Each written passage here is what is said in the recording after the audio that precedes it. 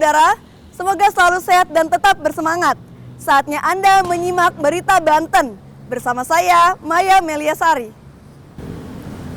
Sejumlah berita menarik seputar Banten akan kami sajikan untuk Anda. Berikut 3 berita utama hari ini. Kepala Desa Kohod Bantah terlibat pemasangan pagar laut.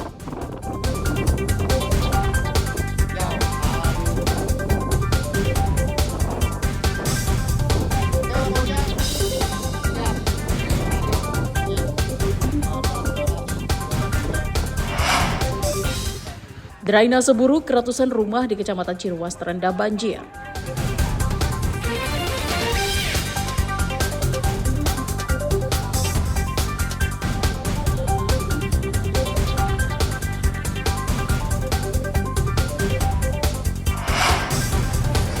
Petugas Bea Cukai Bandara Soekarno-Hatta menggagalkan penyeludupan sabu-sabu.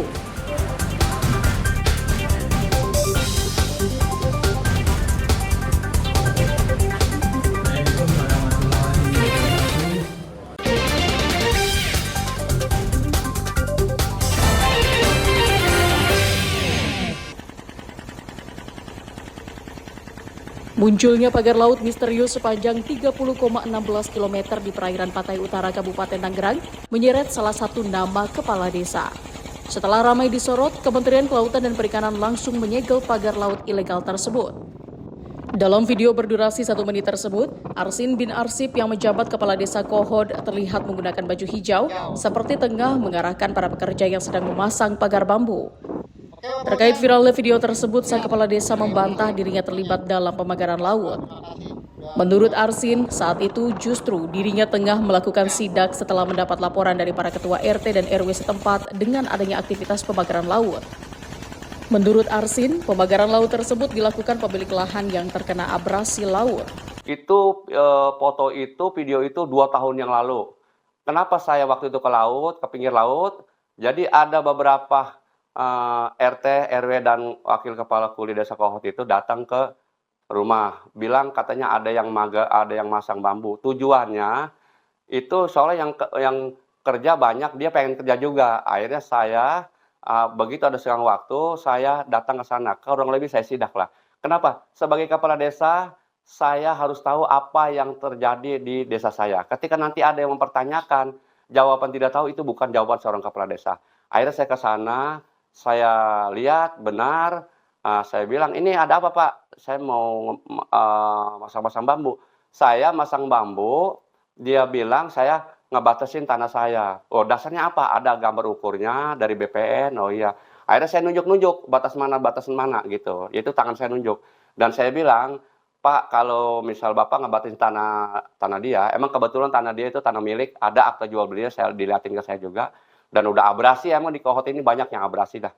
Pagar bambu yang berada di tengah laut memanjang dan berada di 6 kecamatan dan 16 desa sepanjang 30,16 km dengan jarak dari daratan sekitar 700 meter. Setelah ramai menjadi sorotan, Kementerian Kelautan dan Perikanan langsung menyegel korean pagar laut yang dianggap ilegal. Bahkan sejak Sabtu lalu, pagar laut ilegal mulai dirobohkan personil TNI Angkatan Laut bersama nelayan. Ariel Maranus dan Taufik Saleh melaporkan dari Kabupaten Tangerang. Ratusan rumah warga di perumahan Bumi Ciruas Permai 2 kembali terendam banjir setelah hujan mengguyur wilayah tersebut lebih dari 3 jam. Akibatnya banjir kembali menggenangi perumahan tersebut. Banyak kendaraan yang terpaksa putar arah karena menghindari genangan banjir. Namun banyak juga kendaraan yang mogok karena nekat melintas.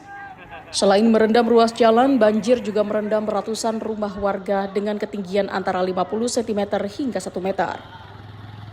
Banjir di komplek perumahan ini sudah beberapa kali terjadi. Selain curah hujan tinggi, banjir disebabkan buruknya sistem drainase di lingkungan perumahan. Meski berkali-kali meminta dibuatkan saluran air dan ditambah 1 mesin penyedot air, hal tersebut tak kunjung terrealisasi. Berapa hari, Pak? Banjir udah 1 hari ini pagi ini, di malam itu. Karena apa Pak ini? Ya biasa hujan itu. Aktivitas yang terganggu. Terganggu ya? Iya. Kedalaman berapa senti Pak? Kurang lebih lah di atas 60-an. 60-an. 60-an. Ini kalau motor melintas ini? Ya paling mogok itu Pak, resiko. Mogok. Kalau mobil udah nggak bisa mobil Pak? Udah nggak bakalan bisa. Pak, ini banjir dari sejak kapan, Pak? Tadi malam ini sudah pagi tadi ya. Itu kedalaman berapa sentimeter? Ada yang 50, ada yang 30, nggak merata lah, karena jalan ini berbeda-beda tingginya. Ini disebabkan karena apa, Pak? Nah, ini Kiriman ya? Nah, dan juga pembuangan sana kurang bagus juga. Apa karena drainasenya tidak ada, Pak? Nggak ada, kurang bagus. Warga berharap adanya perbaikan drainase agar banjir tidak kembali terjadi. Ariel Maranus dan Ahmad Sayuti melaporkan dari Kabupaten Serang. Bangunan Sekolah Dasar Negeri Masigit 1 Kota Cilegon terendam banjir setelah sungai yang berada di belakang sekolahan meluap. Genangan banjir setinggi sekitar 30 cm. Tidak hanya halaman, banjir juga merendam beberapa ruang kelas. Meski ruang kelas terendam banjir, puluhan murid di sekolah ini tetap datang ke sekolah untuk mengikuti kegiatan belajar. Kendati begitu, para siswa mengaku tak nyaman belajar di sekolah yang terendam banjir. Akibat banjir, siswa kelas 1 hingga kelas 5 dipulangkan lebih awal. Sementara siswa kelas 6 tetap belajar karena persiapan ujian kelulusan. Sekarang setiap minggu banjir terus. Itu kalau apa sih penyebabnya? Penyebabnya karena suka hujan, airnya juga meluap dari kali belakang. Tapi ini aktivitas belajar tetap jalan. Iya, karena udah kelas 6, bentar lagi kan juga ujian. Jadi tetap belajar ya. Iya. Nyaman nggak sih Dek belajar kayak gini Dek? Nyaman nggak? Sebenarnya sih nggak nyaman, tapi ya mau nggak mau sekolah. Banjir yang melanda sekolah ini sudah sering terjadi. Pihak sekolah meminta pemerintah daerah setempat untuk melakukan pengerukan serta pelebaran sungai yang berada di dekat bangunan sekolah agar air bisa mengalir secara lancar.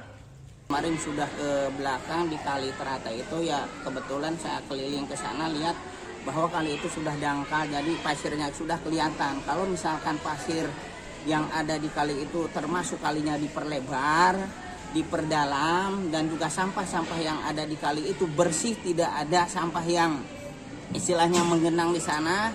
Mudah-mudahan sih mungkin intinya kali itu kan ada di bawah, otomatis sekolah ada di atas, maka air ketika ada hujan besar mungkin air kan mengalir dari daerah yang tinggi ke daerah yang rendah, mungkin seperti Jadi itu. pengerukan dimohon Ya, untuk pengerukan segera dimohon untuk segera dilakukan, itu pun kalau sudah mungkin ada dana dan juga orang-orang yang berkepentingan itu ada pedulinya lah. Selain pengerukan sungai, pihak sekolah juga berharap bangunan sekolah direnovasi agar lebih tinggi sehingga proses belajar mengajar tak terganggu persoalan banjir. Ariel Maranus dan Haji Ramadan melaporkan dari Kota Cilegon.